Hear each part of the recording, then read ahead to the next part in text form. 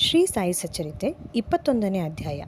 ವಿನಾಯಕ ಠಾಕೂರ, ಅನಂತರಾವ ಪಾಟಣಕರ, ಪಂಡರಾಪುರದ ವಕೀಲ ಇವರ ಕಥೆಗಳು. ಪೂರ್ವಜನ್ಮದ ಪುಣ್ಯ ವಿಶೇಷಗಳ ರೂಪದಲ್ಲಿ ನಮ್ಮ ಅದೃಷ್ಟದಿಂದ ನಮಗೆ ಸಾಧು ಸಂತರ ಸಂಪರ್ಕ ಬಂದು ನಮ್ಮ ಕಲ್ಯಾಣವಾಗುತ್ತದೆ ಎಂದು ತೋರಿಸಲು ಗ್ರಂಥಕರ್ತರು ತಮಗೆ ಸಂಭವಿಸಿದ ಒಂದು ಘಟನೆಯನ್ನು ವಿವರಿಸಿರುತ್ತಾರೆ. ಹೇಮಾಡ ಪಂತರು ಕೆಲವು ಕಾಲ ಬಾಂದ್ರಾದಲ್ಲಿ ಮೆಜಿಸ್ಟ್ರೇಟ್ ಆಗಿದ್ದರು. ಪಿರಾ ಮೌಲಾನಾ ಎಂಬ ಪ್ರಸಿದ್ಧ ಮಹಾಯೋಗಿ ಅಲ್ಲಿದ್ದರು. ಹಿಂದೂಗಳು, ಪಾರ್ಸಿಗಳು ಮತ್ತು ಇತರ ಮತದವರು ಅವರಲ್ಲಿಗೆ ಹೋಗಿ ದರ್ಶನ ಪಡೆದು ಬರುತ್ತಿದ್ದರು.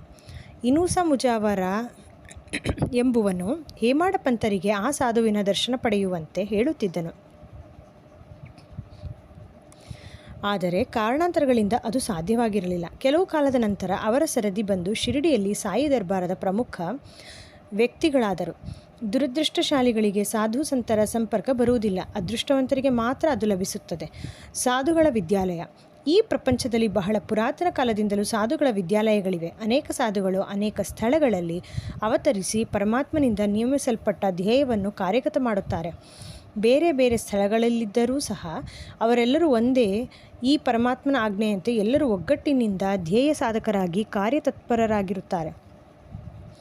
ಇದನ್ನು ಉದಾಹರಿಸುವ ಒಂದು ಸಂಗತಿ ಈ ರೀತಿ ಇದೆ. ಶ್ರೀ ಠಾಕೂರ ರೆವೆನ್ಯೂ ಇಲಾಖೆಯಲ್ಲಿ ಗುಮಾಸ್ತರಾಗಿದ್ದ ಶ್ರೀ ವಿನಾಯಕ ಠಾಕೂರರು ಸರ್ವೆ ಪಾರ್ಟಿಯ ಸಂಗಡ ಬೆಳಗಾವಿ ಹತ್ತಿರದ ವಡಗಾವಿಗೆ ಬಂದರು. ಅಲ್ಲಿ ಕರ್ನಾಟಕದ ಸಾಧು ಒಬ್ಬರನ್ನು ಸಂದರ್ಶಿಸಿ ನಮಸ್ಕರಿಸಿದರು.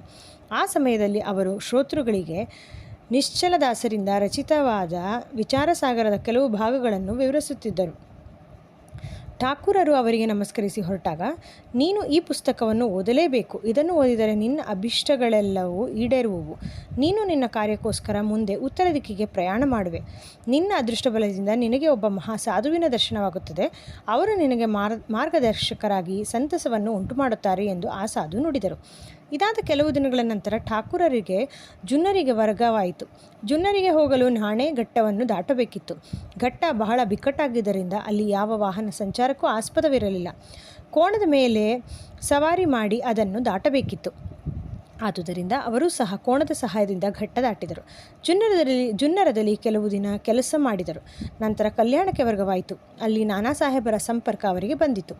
ಅವರಿಂದ ಸಾಯಿಬಾಬಾರವರ ಬಗ್ಗೆ ತಿಳಿದು ಶಿರಡಿಗೆ ಹೋಗಿ ಬಾಬಾ ಅವರ ದರ್ಶನ ಪಡೆಯಬೇಕೆಂಬ ಆಕಾಂಕ್ಷೆ ಅವರಲ್ಲಿ ಮೂಡಿತು.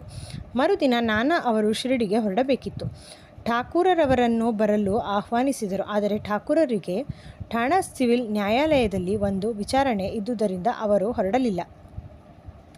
ನಾನಾ ಒಬ್ಬರೇ ಶಿರಡಿಗೆ ಹೋದರು.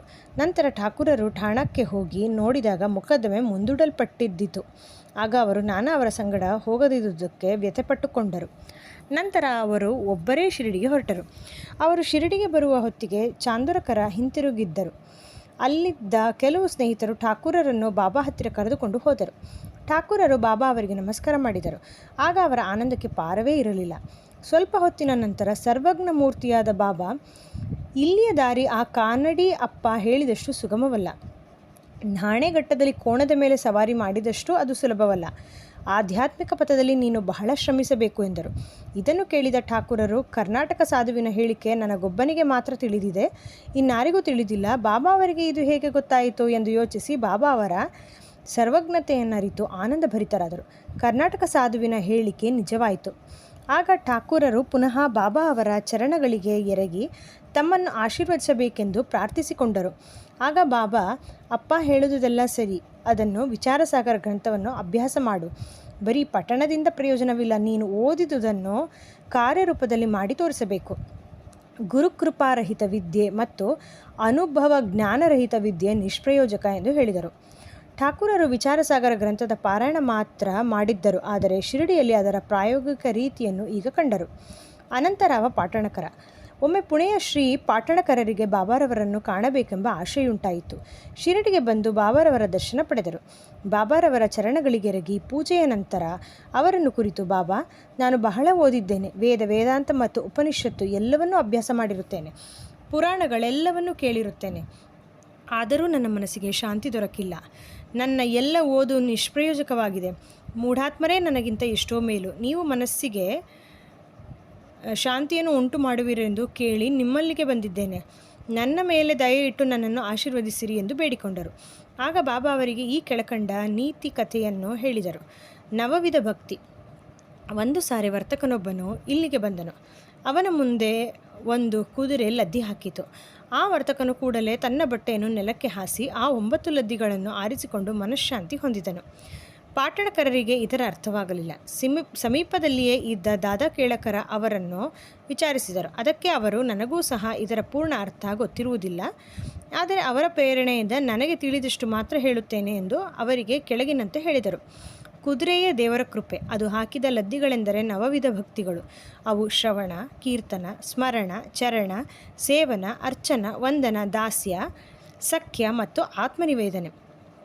ಇವುಗಳಲ್ಲಿ ಯಾವುದೊಂದನ್ನಾದರೂ ಶ್ರದ್ಧೆ ಭಕ್ತಿಯಿಂದ ಅಭ್ಯಾಸ ಮಾಡಿದರೆ ಶ್ರೀಹರಿಯು ಭಕ್ತರ ಮನೆಯಲ್ಲಿ ಅವತರಿಸುತ್ತಾನೆ.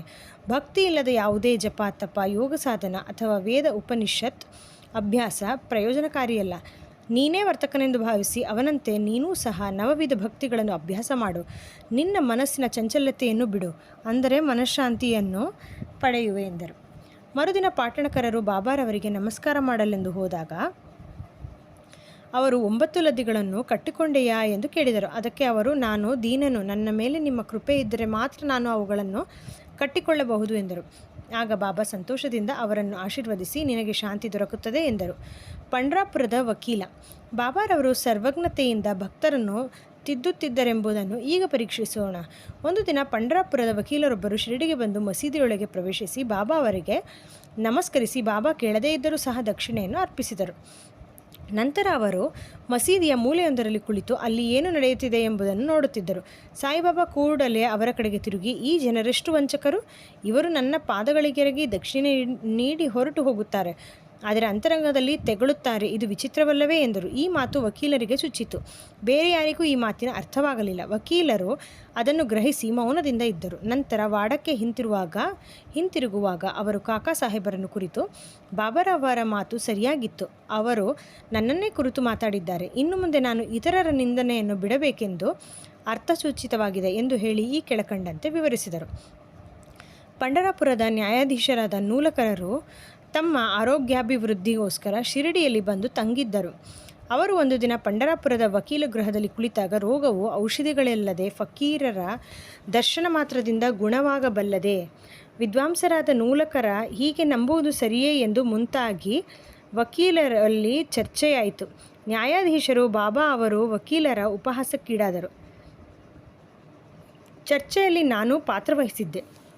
ಈಗ ಬಾಬಾರವರಿಂದ ಪಾಠ ಕಲಿತಂತಾಯಿತು. ಬಾಬಾ ಅವರ ನುಡಿ ಬೈಗುಳವಾಗಿರದೆ ಅದು ನನಗೆ ಅನುಗ್ರಹವಾಗಿದೆ. ವಿನಾಕಾರಣ ಬೇರೆಯವರನ್ನು ಉಪಹಾಸ ಅಥವಾ ನಿಂದೆ ಮಾಡಕೂಡದೆಂದು ಬಾಬಾ ನನಗೆ ಬುದ್ಧಿ ಕಲಿಸಿದರು ಎಂದು ವಕೀಲರು ದೀಕ್ಷಿತರಿಗೆ ಹೇಳಿದರು. ಶಿರಡಿಯು ಪಂಢರಾಪುರದಿಂದ ದೂರದಲ್ಲಿದೆ. ಆದರೂ ಬಾಬಾ ತಮ್ಮ ಸರ್ವಜ್ಞತ್ವದಿಂದ ಪಂಢರಾಪುರದ ವಕೀಲ ಗೃಹದಲ್ಲಿ ನಡೆದ ಸಂಭಾಷಣೆಯನ್ನು ತಿಳಿದಿದ್ದರು. ನದಿ, ಕಾಡು, ಬೆಟ್ಟ ಮೊದಲಾದವುಗಳು ಅವರ ದೃಷ್ಟಿಗೆ ಅಡ್ಡ ಬರುತ್ತಿರಲಿಲ್ಲ. ಅವರು ಎಲ್ಲರ ಇಂಗಿತವನ್ನೂ ತಿಳಿದವರಾಗಿದ್ದರು. ಭಕ್ತನು ಎಲ್ಲಿಯೇ ಇರಲಿ, ಎಷ್ಟೇ ದೂರದಲ್ಲಿರಲಿ, ಸಾಯಿ ಅವರ ದೃಷ್ಟಿಯಿಂದ ದೂರವಿರುತ್ತಿರಲಿಲ್ಲ. ಈ ಘಟನೆಯಿಂದ ವಕೀಲರಿಗೆ ಜ್ಞಾನೋದಯವಾಯಿತು, ಸನ್ಮಾರ್ಗ ಪ್ರವರ್ತಕರಾಗಲು ಸಾಧ್ಯವಾಯಿತು. ಈ ಕಥೆಯು ವಕೀಲರಿಗೆ ಸಂಬಂಧಿಸಿದ್ದಾದರೂ ಎಲ್ಲರಿಗೂ ಅನ್ವಯಿಸುವ ಹಾಗಿದೆ. ಆದುದರಿಂದ ಎಲ್ಲರೂ ಇದನ್ನು ಗಮನಿಸಬೇಕು, ಸನ್ಮಾರ್ಗ ಪ್ರವರ್ತಕರಾಗಲು ಶ್ರಮಿಸಬೇಕು. ಶ್ರೀ ಸಾಯಿ ಪ್ರಣಾಮ.